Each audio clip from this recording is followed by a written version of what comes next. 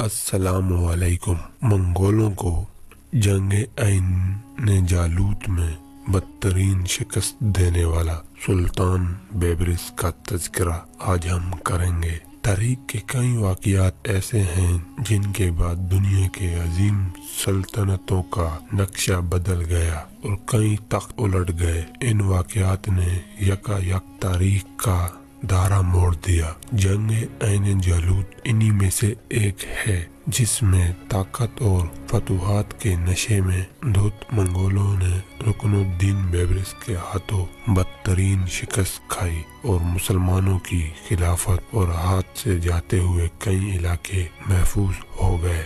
جی ہاں دوستو ناظرین، ویڈیو کو آگے بڑھانے سے پہلے ہماری گزارش ہے کہ ہمارے چینل پر اگر آپ نئے ہیں تو ہمارے چینل کو سبسکرائب کر دیں، ساتھ بیل آئیکن کے بٹن پہ کلک کر دیں۔ اگر ویڈیو اچھی لگے ویڈیو کو لائک، کامنٹ، شیئر لازمی کریں۔ جنگ عین جالوت 1260 عیسوی میں مملوک افواج اور منگولوں کے درمیان لڑی گئی تھی، جس میں مملوک شاہ سیف الدین قدس اور اس کے مشہور جرنیل رکن الدین بیبرس کو کامیابی ملی، اور یہ فتح دراصل عالم اسلام کی فتح تھی۔ یہ جنگ فلسطین کے مقام عین جالوت پر لڑی گئی۔ اس فتح کے نتیجے میں مصر، شام اور یورپ کے کئی علاقے بھی منگولوں کے ہاتھوں بربادی سے بچ گئے۔ جنگ میں اہل خانی حکومت کے منگول بانی ہلاکو خان کا مشہور سپہ سالار قطباغا مارا گیا۔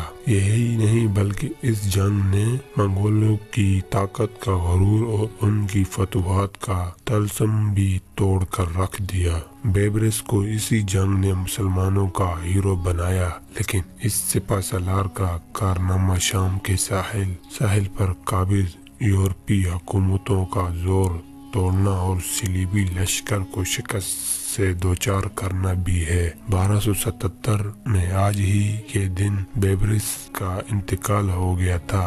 اس عظیم سپہ سالار نے معرکہ عین جالوت میں فتوحات کے بعد میں مصر و شام کے تخت سنبھالا تھا۔ بیبرس کے حالات زندگی اور کئی واقعات محققین کی نظروں سے اوجھل رہے ہیں۔ یہ ان میں اختلاف ہے، لیکن دستیاب معلومات کے مطابق 1223 میں اس نے خوارزم شاہ کے ایک درباری کے گھر آنکھ کھولی تھی۔ اس کا نام البن قاداری تھا اور وہ رکن الدین بیبرس سے مشہور ہوا۔ وقت کی گردش نے اسے غلام بنا کر مختلف ہاتھوں میں فروخت کے بعد مصر کے بازار تک پہنچایا۔ وہ ایک غلام کے طور پر یہاں ایک نیک خصلت خاتون کے گھر آ گیا۔ خاتون نے اپنے مرحوم بیٹے کے نام پر اسے بیبرس پکارنا شروع کر دیا اور اپنا بیٹا بنا لیا۔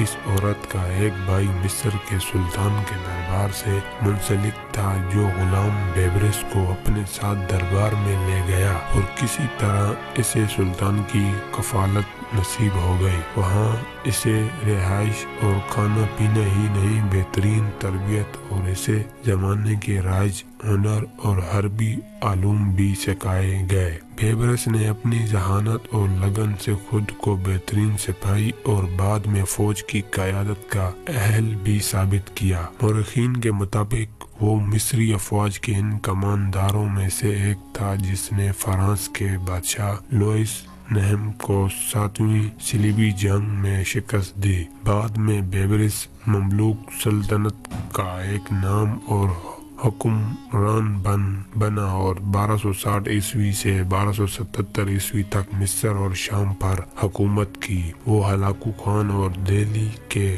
غیاث الدین بیلبن کو ہم اثر تھا۔ وہ نسلاً ایک قیچاق ترک تھا جس سے غلام بنا کر فروخت کر دیا گیا تھا۔ جنگ عین جالوت اسی سپہ سالار کا وہ کارنامہ ہے جس پر عالم اسلام میں آج بھی وہ بیبرس کے نام سے زندہ ہے۔ یوں تو منگول ایک عرصے سے قتل و غارت گری اور اقوام کو زہر کرنے کے لیے جنگیں कर रहे थे। लेकिन ये 13वीं सदी ईस्वी के वस्त की बात है, जब मंगोल वस्ती एशिया से निकलकर चारों तरफ फैल गए थे और हर तरफ इनकी कत्लो वगारत गरी जारी थी।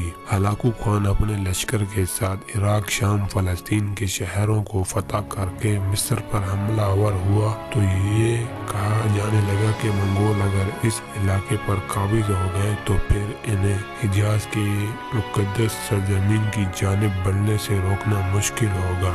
इस पर सुल्तान मिस्र सैफुद्दीन कद्स और रुकनुद्दीन बेबरिस के दरमियान मुआहिदा तय पाया था कि वो फौज के साथ मंगोलों का मुकाबला करे और मुसलमानों की फतह के बाद शाम में हलब और उसके अतराफ के इलाके बेबरिस के तसर्रुफ में दे दिए जाएंगे।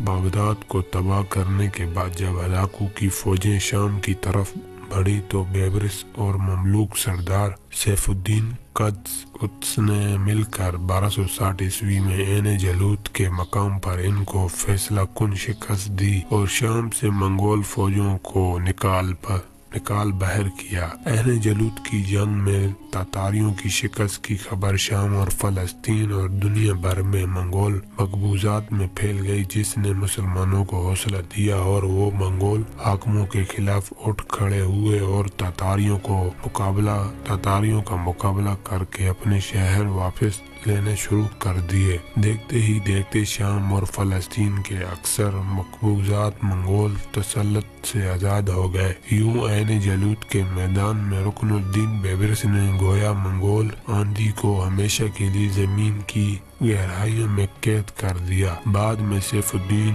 कुद्स अपने इस वादे से मुकर गया जो इसने बेबरिस के साथ जंग से कबील किए थे और इस तरह इनके दरमियान रंजिश पैदा हो गई और मार्का ऐन जलूत के चंद दिनों बाद पुरअसरार तौर पर सुल्तान कुद का कत्ल हो गया। इस वक्त चूँकि रुकनुद्दीन बेबरिस वहाँ के मुसलमानों की नज़र में दलेर और हीरो था, इसलिए उमरा ने मुतफका तौर पर इसे सुल्तान मिस्र तस्लीम कर लिया। एक अंग्रेज मौरखीन हेरल्ड ने लिखा है कि बेबरिस मुतअद्दिद ज़बानें जानता था और बाद मौरखीन के मुताबिक वो बेस बदल कर फौज और अवाम के इंतजामात और हालात पर नजर रखता था।